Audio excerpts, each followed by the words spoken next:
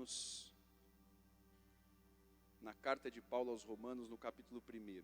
Eu estou com a minha Bíblia aqui, brega essa Bíblia, né, da bola de neve, um skate na capa.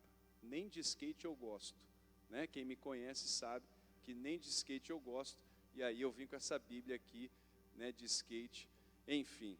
Mas, no livro de Romanos, no capítulo 1,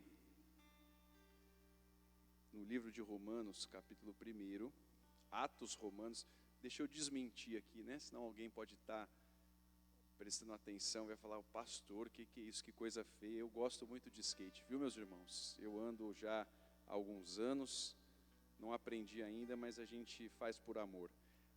Romanos, no capítulo de número 1, no versículo 16, nas palavras de Paulo, ele diz o seguinte: pois não me envergonho do Evangelho, porque é o poder de Deus para a salvação de todo aquele que crê, primeiro do judeu, também do grego. Eu não vou entrar no mérito final dessa afirmação de Paulo, primeiro do judeu, depois do grego. Esse é um mérito um pouco mais teológico e tem a ver também com questões ali da época. Mas eu quero me ater aqui na primeira declaração, no início desse versículo, que diz o seguinte: eu não me envergonho do Evangelho, porque é o poder de Deus para a salvação de todo aquele que crê. Se você pode definir o Evangelho de alguma forma, se você pode pensar na maneira a qual Deus quer que eu e você vivamos o Evangelho, é um Evangelho de poder. Se Paulo pode dar alguma definição específica, se Paulo pode colocar o Evangelho de uma forma que satisfaça respostas e anseios, ele diz e ele resume: o Evangelho é o poder de Deus para a salvação de todos aqueles que creem. Não há distinção, só é necessário crer. Mas o Evangelho não é o poder de homens, o Evangelho não é o poder da aparência, o Evangelho não é o poder da eloquência, o Evangelho não é o poder da profundidade teológica, o Evangelho não é o poder da estrutura que nós podemos ter, o Evangelho não é o poder da aparência, o Evangelho não é o poder de uma palavra que está em alta nos dias de hoje, o Evangelho não é o poder do networking. Quem eu conheço, as pessoas que eu conheço, o Evangelho não é o poder da influência que você pode ter meramente humana e natural, o Evangelho é o poder de Deus. O Evangelho, diga assim, o Evangelho é o poder de Deus. E sabe por que isso é maravilhoso? Porque isso nos coloca num mesmo pavimento, isso nos coloca em um mesmo patamar, porque o poder não vem do pastor, o poder não vem da igreja, o poder não vem de coisas, fatores meramente humanos. O poder vem de Deus. A fonte provedora de todo o poder que há no Evangelho vem de Deus através de Cristo Jesus. Isso é maravilhoso. Não apenas por nos colocar no mesmo pavimento, por dar acesso, o mesmo acesso a um bilionário, ele dá o mesmo acesso à pessoa mais humilde. O poder do Evangelho está disponível de igual modo. E é o mesmo poder. O bilionário não tem um poder diferente, ele não tem um acesso maior. Ele tem o mesmo acesso, ele depende da fé, ele depende daqueles que creem. Então não é apenas acessível, mas é também justo. Nos coloca em pés de igualdade. Isso é maravilhoso, meus irmãos. Nós vivemos em uma cultura extremamente idólatra. Não, eu não, pastor. Você está cercado, você está permeado de situações onde há idolatria. Não, pastor, idolatria é coisa da igreja católica romana. Posso te dizer algo? A idolatria hoje é muito presente também no meio chamado protestante, o evangelho. Há muita idolatria.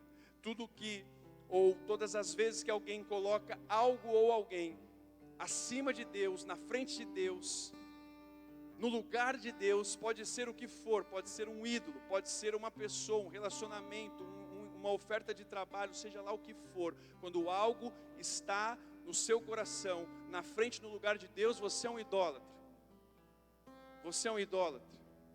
Então, é maravilhoso poder olhar e saber que o poder de Deus está descentralizado. Você entende isso? O poder de Deus não é do Rina, é também, porque flui, e Deus libera sobre ele, mas libera sobre todos aqueles que creem e buscarem. O poder de Deus não pertence à bola de neve. Nós não institucionalizamos o poder de Deus e afirmamos que está aqui. Aqui está o poder de Deus. Veja bem, na nossa igreja está o poder de Deus. Não. O poder de Deus está disponível a todos aqueles que creem que o buscam. A todos aqueles que creem e o buscam. É maravilhoso essa descentralização. É maravilhoso nós estarmos aqui e termos o mesmo acesso. É importante que você entenda isso, meu irmão. Toda a estrutura de uma igreja que é importante, é necessário, é cabível, e nós somos abençoados pelo fato de termos uma boa estrutura, sim ou não? Tudo isso é muito bom. Mas toda essa organização, toda essa estrutura tem só um objetivo: organizar, facilitar a comunicação, tornar mais fácil o acesso e mais confortável o acesso. Mas nós estamos exatamente no mesmo lugar quando o assunto é a essência e a fonte do poder da vida que nós levaremos através do Evangelho. Uma mãe hoje me mandou um WhatsApp, um áudio. Eu só ouço áudios no 2.x, tá bom? Eu só ouço no 2x. Se você, qualquer áudio, 10 segundos de áudio, eu ouço no 2.x. A pastora fica: Bruno, como é? Não dá para entender nada. Ela fica até nervosa quando eu ouço perto dela. Mas eu ouço e eu entendo. Quando eu não entendo tudo, eu contextualizo. Ele falou isso aqui, mas isso aqui deve ser isso, né? E se eu cometo uma gafe, eu volto e escuto de novo. Falei: é verdade. Talvez eu escute no normal, se for uma conta bancária, se for um endereço, talvez eu coloque no 1x. Essa mãe mandou um áudio, eu comecei a escutar. Para resumir para você, ela começa falando mal de um pastor amigo meu. Ela já começa mal comigo, porque ela está falando mal de um amigo. E aí ela diz, segundo ela, esse amigo não deu a ela atenção. Veja bem, isso é relativo. Porque uma pessoa carente ou rejeitada, você não sabe que nível de atenção ela precisa, sim ou não? Então uma pessoa carente ou rejeitada, ela vai chegar para você, vai falar que alguém não deu atenção a ela. É complexo isso. É preciso ouvir o outro lado, porque às vezes a rejeição, a carência é tão forte que não dá para suprir. Você poderia passar o dia inteiro com ela, dizendo: olha, o que você precisa, o que eu posso fazer por você? E ela ia contar para alguém: ele me deu alguma atenção. Ele me deu alguma atenção. Meu Deus, eu passei o dia, eu fiz tudo que estava ao meu alcance. Então ela: não, porque ele não me deu atenção, ele não me escutou. Eu falei: poxa vida, logo de um amigo, ela poderia ter me poupado. E aí ela disse assim para mim: eu perdi a fé em todas as placas de igreja. Eu falei: isso é bom, isso é maravilhoso, que bom, mas ao mesmo tempo é ruim, porque ela já teve fé em placa de igreja? Meu Deus, essa é a concepção dela, ela já um dia colocou a fé. A Bíblia está dizendo que o Evangelho é o poder de Deus, é o poder de Deus para todo aquele que crê em quem? Na placa da igreja, não no Deus do Evangelho, no Deus da Bíblia, no Deus sacramentado para nós as Escrituras. Como pode alguém um dia ter colocado a fé, a esperança na placa de uma igreja? Mas ela foi dizer isso para mim, para tentar mexer comigo. Tomara que ela não perca a fé em mim. Eu ajudei ela a perder a fé completamente em mim e na igreja. Porque eu já fui no ponto. Eu falei: você está errada, irmã, você está equivocada. Se você pôs a sua fé um dia na placa de uma igreja, não. É muito simples. Ela deixou a bola assim na risca do gol. É só chutar e falar: a nossa fé é em Cristo, somente nele. Mas eu deixei que ela falasse um pouco mais. E aí ela disse: eu perdi a fé, esse pastor não me deu atenção.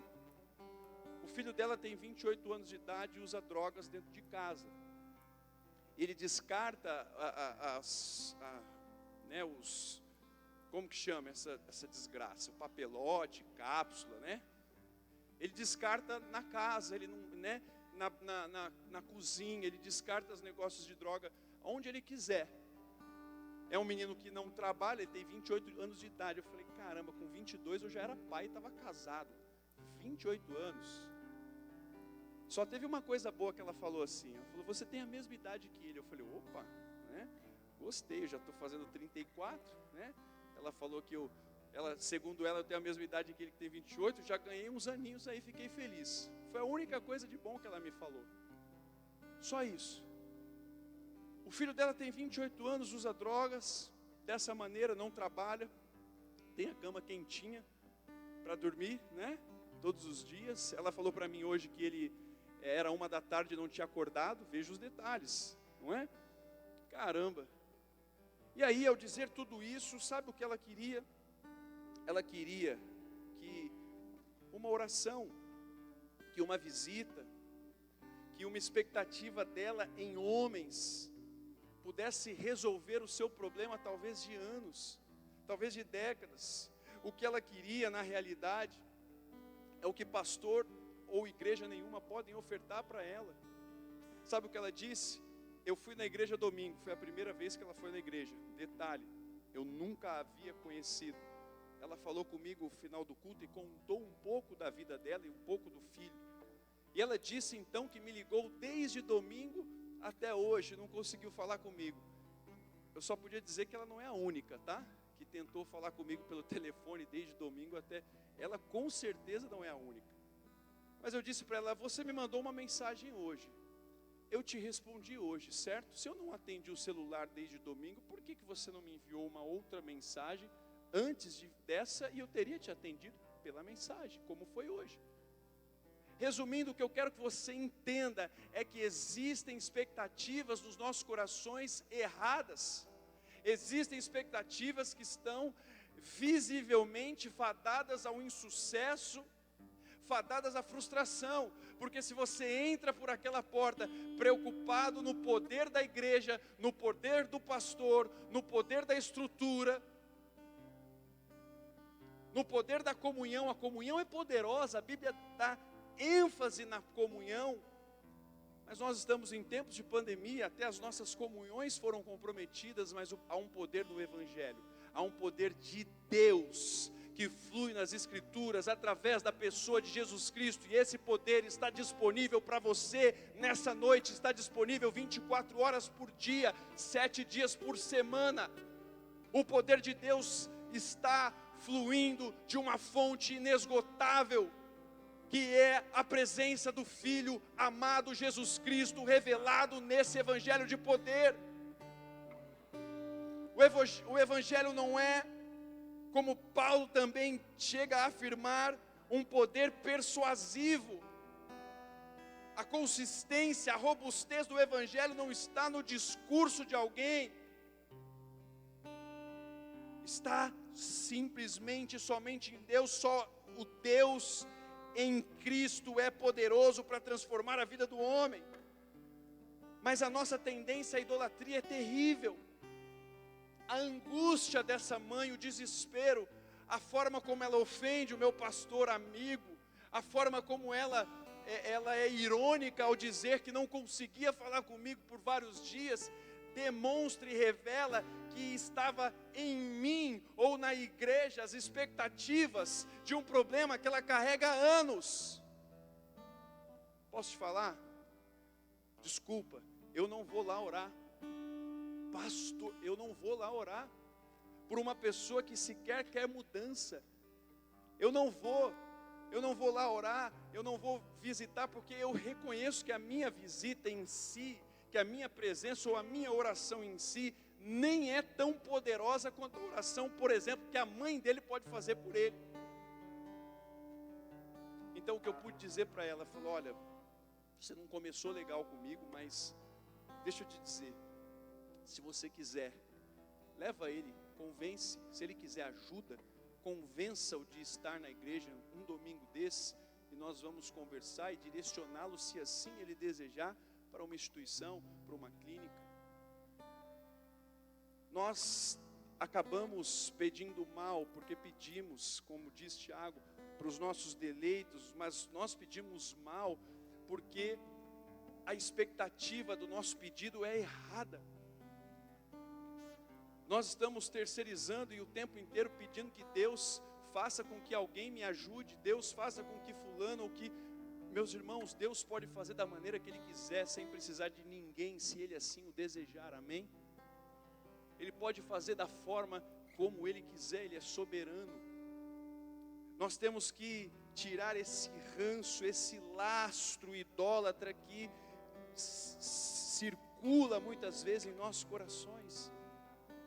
Paulo, ele nos escreve em Romanos, ele tinha consciência, ele conhecia a natureza do Evangelho, a natureza revelada em Romanos 1,16, porque ele próprio havia tido uma experiência transformadora pelo poder do Evangelho na sua conversão.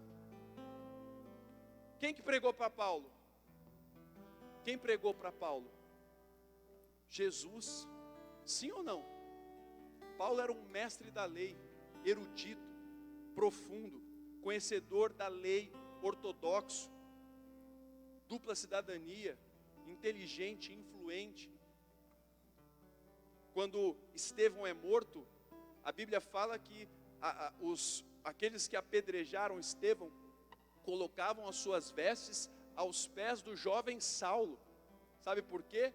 Saulo representava a autoridade civil que autorizou a execução de Estevão. Se Saulo, o jovem Saulo, não estivesse ali e as pessoas não colocassem as suas vestes aos pés do jovem Saulo, Estevão sequer poderia ser ali assassinado, porque o Império Romano dominava os territórios de Israel. Não era uma balbúrdia. Para que a execução de Estevão acontecesse, era necessário uma figura de autoridade, e essa figura era Saulo. Saulo tinha tudo que uma estrutura humana pode oferecer para um homem. Não adiantaria talvez alguém com uma mente natural tentar pregar para aquele jovem, mas Jesus aparece na estrada para Damasco e diz: Saulo, Saulo, por que me persegues? Ele ouve aquela voz, o poder que emana daquela voz transcende todo o entendimento humano. Ele cai de joelhos e ele só ouviu o nome dele por 2 vezes, ele só ouviu a pergunta: por que você me persegues? Ele diz: Senhor. A resposta dele de joelhos é: Senhor.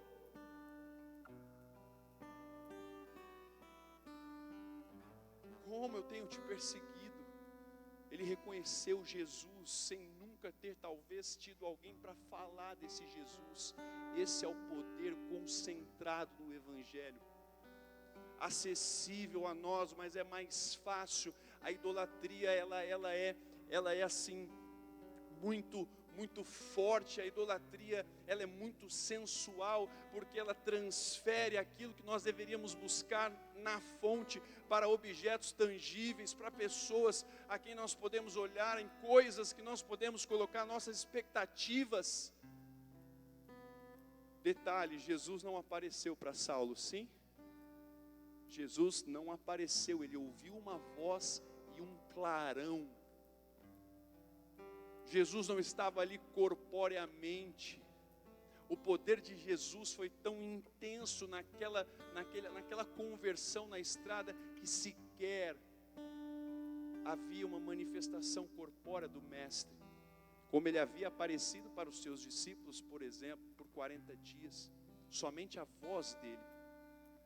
Ele fica cego 3 dias, um homem chamado Ananias, depois de ser convencido pelo Espírito Santo, ele falou: esse aí é Saulo. Esse é Saulo, que mata nós. Desculpa falar, é um mineirês. Esse aí mata nós tudo. Ixi, não vai dar certo esse negócio não, esse trem aí não vai dar certo não. Paulo vai vir aqui. Não. O Espírito Santo. Aí Deus fala com Ananias, ele fica em paz, ele ora e Saulo volta a enxergar. Paulo, ele sabia do que se tratava a natureza do Evangelho. Não era um Evangelho comercial, não era um Evangelho de prateleira, que eu vou e escolho, o delivery, eu escolho o que eu quero. Ele sabia que o evangelho consistia em um poder transformador. É por isso que ele diz: eu tenho por perda tudo que eu tinha, eu tenho por perda todas as coisas pela excelência de conhecer a Cristo. Eu considero esterco. Tudo que eu alcancei eu considero como nada pela excelência, porque ele sabe, ele conhecia a fonte nutridora e provedora de todo o poder, de uma vida de poder. Uma vida de poder no Espírito Santo não é uma vida que você está necessariamente na fila do pão, no mercado, e você está falando em línguas com a atendente. Ela pergunta: crédito ou débito? Oralabaço. Não é exatamente isso, uma vida de poder. Não, moço, é no crédito ou no débito. Não vai adiantar. Uma vida necessariamente de poder não é chegar na conta de luz, de água, de internet e começar a profetizar que elas serão pagas sozinhas. Não é isso necessariamente. O poder de Deus se manifesta de múltiplas formas, sim, com línguas, com Pentecostes, com o avivamento nos nossos corações, porque esse é o seu desejo. Mas uma vida de poder é uma vida de exemplo. Uma vida de poder não é uma vida de palavras, é uma vida de testemunho. Eu demorei para entender isso. Eu sou pastor, eu quebrei a cabeça, eu fui para o campo pastorear, eu não sabia que uma vida de poder não é uma vida do que eu falo, é uma vida do que eu vivo e testemunho para aqueles que estão à minha volta. Uma vida de poder não é uma pregação bonita, não é uma pregação, sabe, teologicamente bem estruturada. Uma vida de poder é uma vida de testemunho, uma vida de retidão, é uma vida de exemplo. É uma vida a qual a minha fé e a minha expectativa está somente no meu Senhor, em Jesus Cristo, o Senhor e Salvador da minha alma, e eu tenho consciência absoluta disso, não apenas nos dias bons, mas também nos dias maus. Uma vida de poder é uma vida que conhece a fonte e que não transfere a expectativa para coisas dessa terra. Sabe, é muito bom para nós a nossa estrutura. Eu me alegro quando vou às igrejas da região ali no sul de Minas, um estado que começou depois do estado de São Paulo.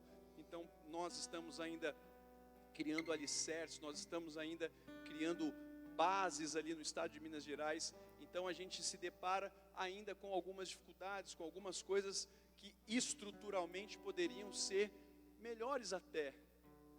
Mas é tão maravilhoso saber, é tão maravilhoso conhecer a nossa história, conhecer a história da conversão de Saulo. É tão maravilhoso conhecer Atos no capítulo 2 e ver como o Espírito Santo se manifestou. É tão maravilhoso conhecer o avivamento de Azusa em 1906, ali no estado da Califórnia, mais precisamente na cidade de Los Angeles, e saber que aquele avivamento, o pregador principal das noites de culto fervorosas do Espírito Santo pregava em caixas de madeira. Pregava em caixas de madeira. Não tinha som, não tinha o teto da casa, uma casa de esquina, na rua que depois tornou-se conhecida como Rua Azusa, a casa era simples, tinha um pé direito baixo, as pessoas mais altas, como o Eduardo que está aqui, tinham que se curvar porque batiam a cabeça, mas ali a 2 quadras antes de chegar naquele ambiente de culto, as pessoas caíam pelo poder do Espírito Santo, a 2 quadras antes de chegarem na igreja, elas caíam e começavam a clamar a Deus, e eram tocadas e se arrependiam dos seus pecados, curas extraordinárias, visitações do Espírito Santo de Deus sem nenhuma estrutura humana. Então nós temos que saber o lugar de cada coisa, para que nós não construamos ídolos nos nossos corações. Eu estava tomando banho e falei: poxa Deus, essa mãe está desesperada. Eu sei porque ela falou mal do pastor amigo, eu sei porque ela veio toda armada para cima de mim, ela está doendo o coração dela. Eu sei que ela é mãe, está sofrendo. Mas Deus, eu sei também que eu disse para ela exatamente o que ela precisava ouvir, não o que ela queria ouvir. E eu sei, Deus, que o Senhor me usou para ajudar o próximo pastor que ela vai conhecer, porque eu acho que ela não vai mais na minha igreja. Eu acredito que ela não vai mais. Só se talvez a obra do Espírito Santo seja nesse sentido e ela domingo esteja lá, e glória a Deus por isso, amém? Mas o que eu quero dizer é que ela foi frustrada, mas talvez ela vai pensar, ela vai começar a organizar o seu entendimento e vai falar, poxa, talvez eu esteja esperando demais de homens, e Deus quer uma atitude minha. Deus não quer, sabe, atalhos. Deus quer uma conexão direta. Deus quer revelar para essa mãe o que ela precisa fazer com esse filho de 28 anos que usa drogas debaixo do nariz dela, com o dinheiro dela, na casa dela. Ela precisa ser convencida pelo Espírito Santo e ela tomar as atitudes confrontadoras e não esperar que um pastor faça isso, porque o poder de Deus flui diretamente para ela. O poder de Deus flui e capacita. E se ela for revestida do Espírito Santo, ela põe esse vagabundo para correr. E profetiza sobre a vida dele que desse vagabundo vai se tornar um grande homem de Deus, transformar histórias, como muitos testemunhos.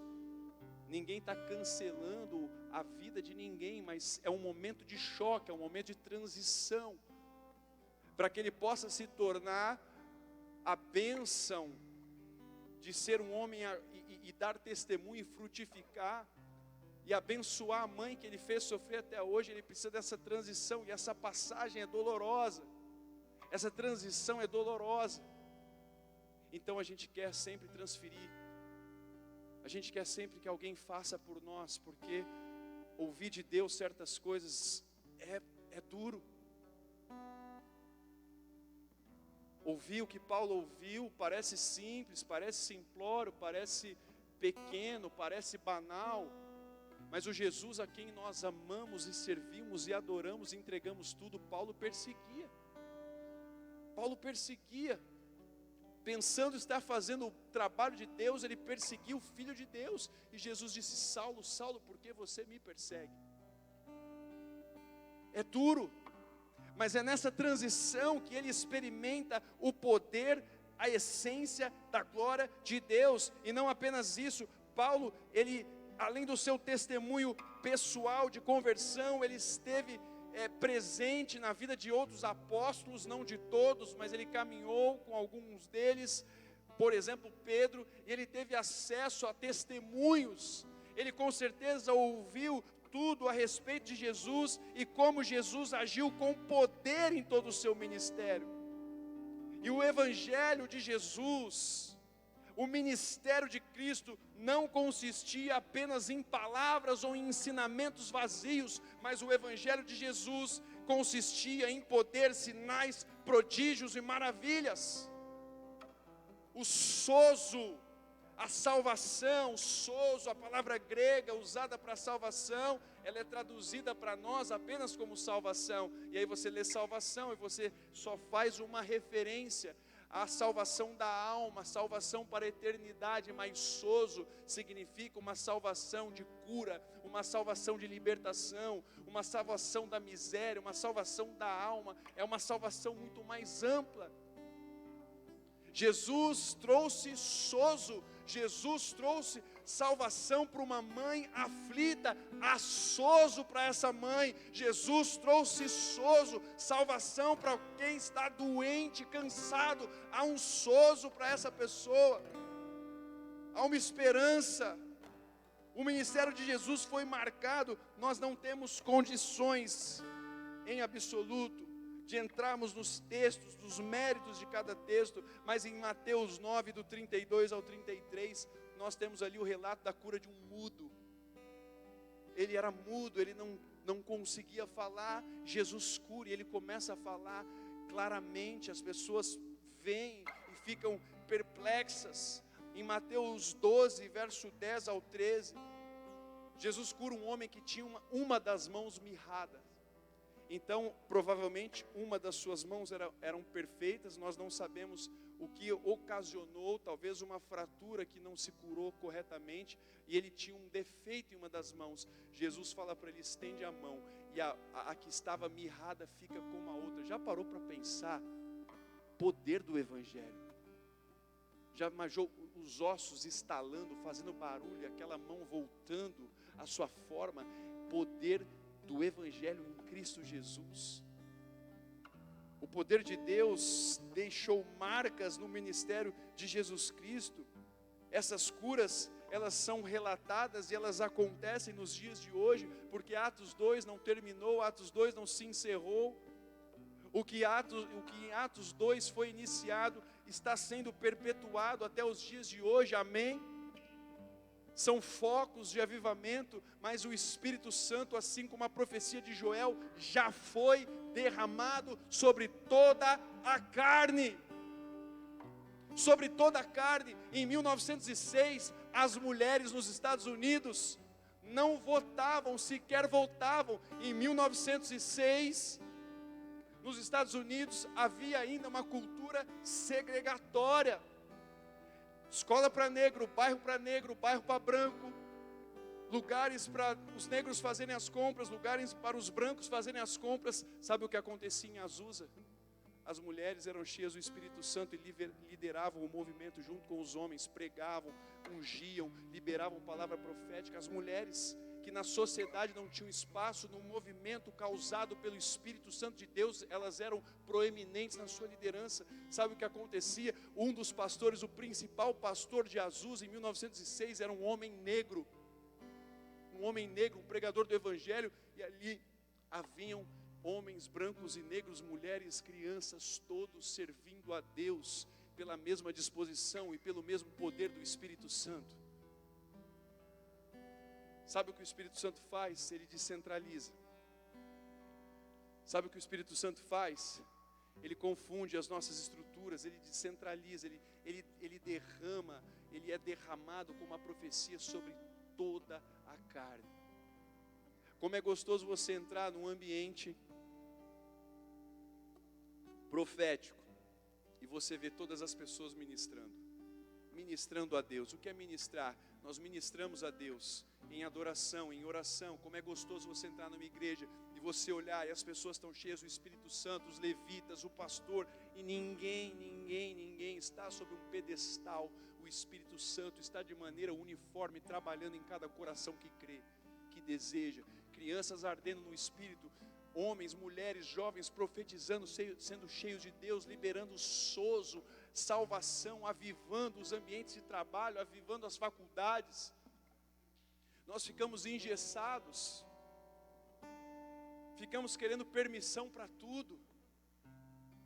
Ai, pastor, será que eu posso pregar lá na minha faculdade? Será que você me abençoa de pregar na minha faculdade? Está de brincadeira?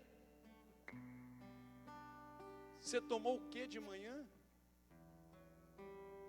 Colocaram Gardenal no seu café? Prega, meu irmão, já era para ter pregado. Eu estou esperando você vir contar um testemunho do que Deus está fazendo na tua vida. Você quer saber se você pode pregar? Quem sou eu para te proibir ou te liberar? A mula do fulano lá é Balaão, não é? Balaão, não é? Balaão, que a mula falou. A mula do Balaão falou. Você é muito melhor que uma mula. E olha quem que fala isso para você, também pouca coisa, só melhor que a mula dele. Então nós temos que saber que o Espírito Santo de Deus está aqui, agindo em todos os corações que nele creem. O poder de Deus foi liberado sobre toda a carne.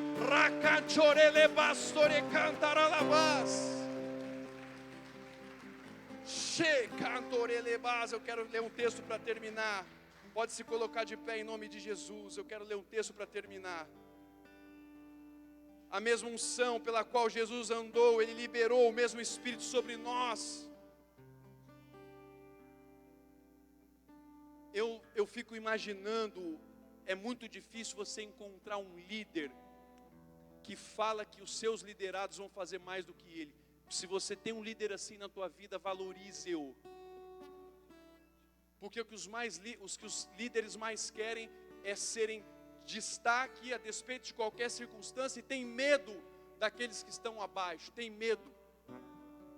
Sabe por que Jesus disse assim: vocês vão fazer as obras que eu faço? Uau! Já seria incrível fazer as obras que Jesus fez, mas Ele diz ainda: e obras maiores das que eu fiz vocês farão. Sabe por quê? Porque Ele é a fonte. Não existe glória, não existe vaidade. Quando um médico termina a cirurgia, uma cirurgia complexa, de alto risco, de alta periculosidade, é o bisturi que dá a entrevista. Não, vem cá, vamos pôr esse bisturi aqui no quadro, porque ele... Não, é o médico. O bisturi foi um canal, as ferramentas que o médico utilizou foram canais. A glória não é de quem está ali para operar, para trabalhar. Nenhuma função na igreja, nenhuma função eclesiástica é posição. Tira isso da sua cabeça. Pastor, líder, diácono, presbítero, não é posição, é ofício, é trabalho, é servidão. Eu quero ser pastor, porque não é promoção. Pastor, apóstolo, bispo, seja lá o que for, é ofício, é trabalho, só isso. O Espírito Santo de Deus foi liberado sobre todos nós, e o desejo íntimo de Jesus é que nos apropriemos dessa realidade e vivamos uma vida de poder. O Evangelho não é a marca do seu carro, o Evangelho não é o tamanho da sua igreja, o Evangelho não é a sua conta bancária, o Evangelho é o poder de Deus para todo aquele que nele crê. Aleluia! É disso, Jesus, que nós precisamos. O Espírito da verdade, Ele vive com vocês e estará com vocês. João 14:12. O Espírito da verdade, Ele vive com vocês e estará com vocês. Mateus 10:8, curem os enfermos, ressuscitem os mortos, purifiquem os leprosos, expulsem os demônios. Eu quero ver um cara de pau me ligar para eu expulsar demônio na casa dele, se eu souber que ele é crente. Eu quero ver esse cara ter a coragem de, pastor, vem expulsar o demônio aqui na minha casa. Você é crente, você serve a Jesus. Eu estava no culto junto com você, a única diferença é que eu preguei, eu tive mais trabalho, você dormiu à tarde, você começou a assistir o Faustão, deu horário de ir para o culto, e eu estava já preparando a palavra, pensando. Essa é a única diferença. Você serve o mesmo Deus que você quer que eu vá expulsar um demônio, rapaz, se vira. E tomara que você tome umas pancadas ainda desse endemoniado, você aprender alguma coisa. Tira as expectativas de homens. O Espírito Santo veio para descentralizar. Eu respeito o meu pastor, porque ele é uma figura a qual Deus levantou para organizar.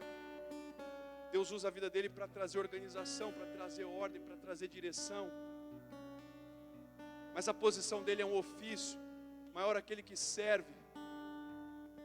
Maior aquele que serve. Por isso Jesus disse, eu lavo os pés de vocês para dar a vocês o exemplo. Para dar a vocês o exemplo. O Espírito Santo, como diz em Atos capítulo 2. E eu termino com esse versículo. Atos 2, verso 2 até o 4 diz assim. Eu vou ler alguns trechos só, por causa do tempo. No verso 2 diz assim, de repente veio do céu. De repente veio da onde? Veio da onde? Ai, pastor, faz uma oração por mim, uma oração do fogo. Ei, de repente veio do céu. É do céu que vem. Se não tiver pastor, se não tiver ninguém, é do céu que vem o socorro, é do céu que vem a unção, é do céu que vem. De repente veio do céu. Não tinha ninguém liberando palavra, não tinha ninguém num pedestal dizendo, olha, eu sou aqui o que vai liberar o Espírito Santo de vocês, sobre vocês. Não, de repente veio do céu. Verso 3 e 4. Línguas de fogo, cheios do Espírito Santo, conforme o Espírito os capacitava. O Espírito de Deus, ele é capacitador. Ao passo que ele se derrama, ele capacita. Eu não sei profetizar. O Espírito Santo vem e você começa, eu profetizo, eu declaro em nome de Jesus Cristo, porque o Espírito Santo, ele não te empurra e te deixa sozinho, ele te reveste, ele te capacita. eles falavam em línguas de fogo conforme o Espírito Santo os capacitava. E o verso de número 4 diz assim: todos ficaram cheios. Todos ficaram cheios. Eu quero que você repita isso. Todos ficaram cheios. Todos foram cheios. Todos foram cheios. Todos foram cheios da glória de Deus. O Evangelho é o poder de Deus para todo aquele que crê. Se você crê, você é cheio do Espírito Santo. Se você crê, o Espírito Santo te capacita. Nessa noite, feche os seus olhos. Ah, Jesus, o teu Espírito que se move, descentraliza. Tira as nossas expectativas dos homens, tira as nossas expectativas das estruturas. Nós queremos juntos clamar pelo teu Espírito. Nós queremos juntos clamar pelo teu Espírito. O Espírito sobre todos. O Espírito sobre todos. Ah, começa você agora a profetizar. Começa você agora a profetizar. Ninguém vai orar por você. Ninguém vai pôr as mãos sobre você. O Espírito Santo está sobre ti nessa noite. Peça os dons. Peça os dons. Peça os dons. Ah, Senhor, eu queria ouvir uma profecia. Ah, Pai, como eu queria que alguém profetizasse sobre a minha vida. Nessa noite, o Espírito Santo derrama sobre ti revelação, profecia, cura.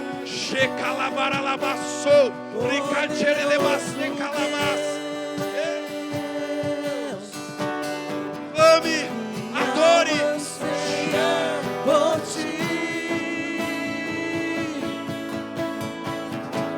É Ele que faz a obra. É Ele que faz a obra.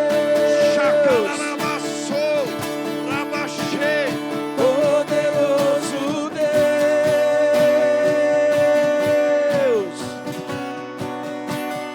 poderoso Deus,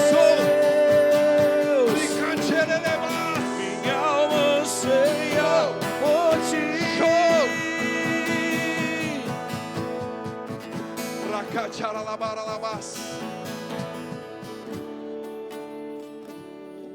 Ele não divide a sua glória com ninguém. Marcos de avivamentos são inspiração, não são estruturas para serem colocadas em um pedestal. O avivamento de Azusa nos inspira, nos encoraja, mas nós não idolatramos movimentos, figuras humanas, estruturas de homens. Aos homens nós damos honra, aos homens nós damos respeito, com os homens nós fazemos alianças, mas a honra, a glória, a adoração, a servidão, toda a dedicação e a fé dos nossos corações pertence somente a Ele que é digno. E nesse ambiente profético, nós entendemos que a obra do Espírito Santo tem a ver comigo e com você, não só comigo, nem só com você. É sobre mim, é sobre ti. E o Espírito Santo vai liberando conforme Ele mesmo capacita. Uns para a profecia, uns para a cura, uns para a unção de prodígios e sinais, uns para a pregação do Evangelho, mas é o Espírito que capacita, Obrigado, Espírito Santo, pela sua obra, obrigado pelo seu poder, obrigado pela tua unção. Dê a Ele liberdade. O Espírito não precisa vir mais, Ele já veio, Ele só precisa se manifestar. Ele só precisa de um lugar onde Ele pode se manifestar. Diga a Ele: Espírito, eu sou essa casa, eu sou esse lugar.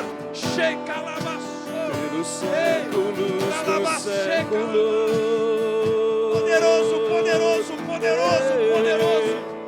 Poderoso Deus, poderoso Deus,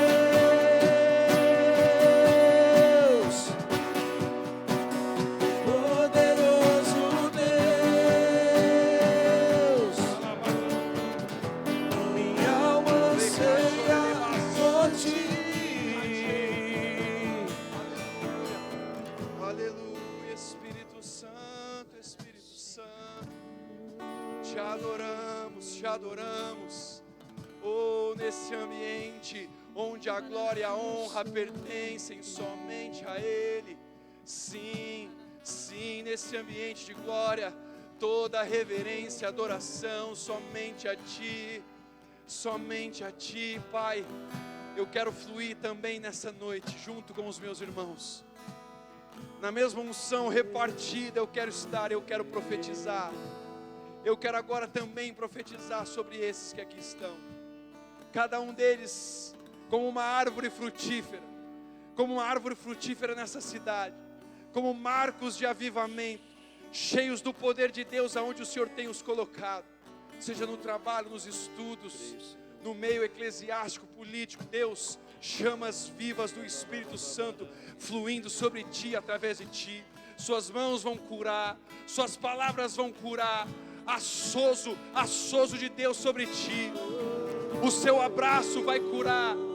Você vai ser usado com unção de sabedoria, com revelação, com discernimento de espíritos. O Senhor está repartindo os seus dons nessa noite. O Senhor está repartindo os seus dons, discernimento de espírito, interpretação de línguas. Eu profetizo sobre ti.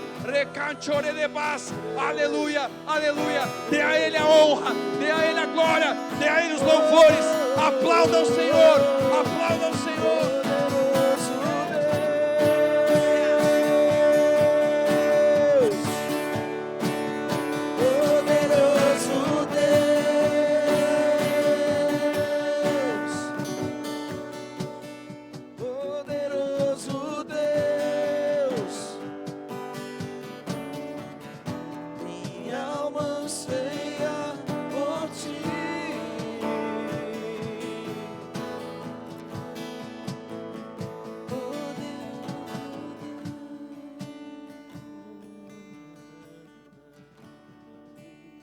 Aleluia, aleluia. Deu até calor. Graças te damos, Pai. Queremos te agradecer por este momento abençoado, no compartilhar dessa palavra, no compartilhar desses louvores. Obrigado, Jesus, pela tua presença no nosso meio. Aleluia. Igreja, antes de terminarmos, já vamos orar para terminar. O Bruno, esposa e os filhos vieram para cá nos abençoar. Eu gostaria muito que eles também saíssem daqui abençoados por nossas vidas, amém?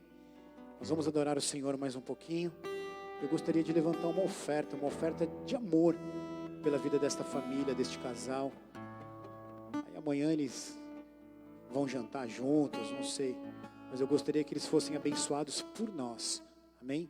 Então nós vamos adorar o Senhor. Sai do seu lugar, traz uma oferta de amor, como nós temos esse costume de abençoar, né, aqueles que vêm nos abençoar aqui, amém? Vamos adorar o Senhor. Sai do seu lugar, você que foi abençoado, amém? Não importa qual seja o valor, mas vamos abençoar o nosso irmão, uma oferta de amor, de gratidão. Vamos adorar?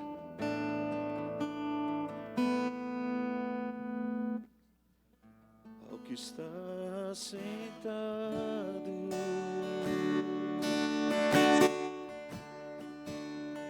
no trono,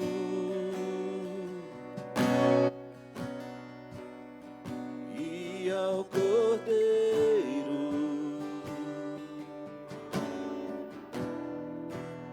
seja o louvor.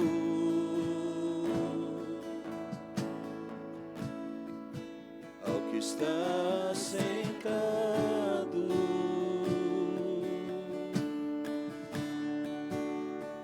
no trono. Aleluia.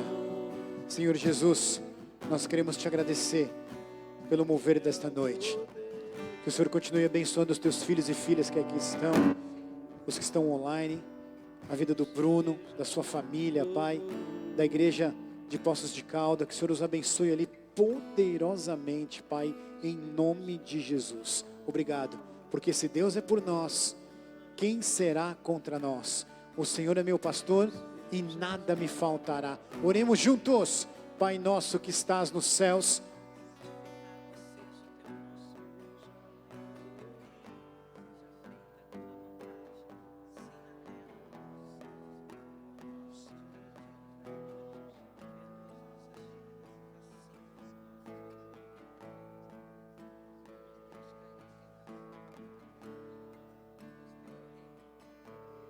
e a glória para sempre. Amém e amém. Levanta sua mão direita bem alto, que o amor de Deus Pai, que a glória que há no Filho Cristo Jesus, que as consolações do Espírito Santo esteja sobre a tua vida, tua casa, tua família, que você tenha um final de quinta abençoado e uma sexta mais do que abençoada, em nome de Jesus. Deus te abençoe, vai na paz do Senhor, amém? Aplauda ao Senhor.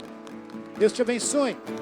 Lembrando que amanhã nós temos culto de casais, amém? Não falte, você que é casal, casado, noivo, namorado, enrolado, estressado. Deus te abençoe, vai na paz.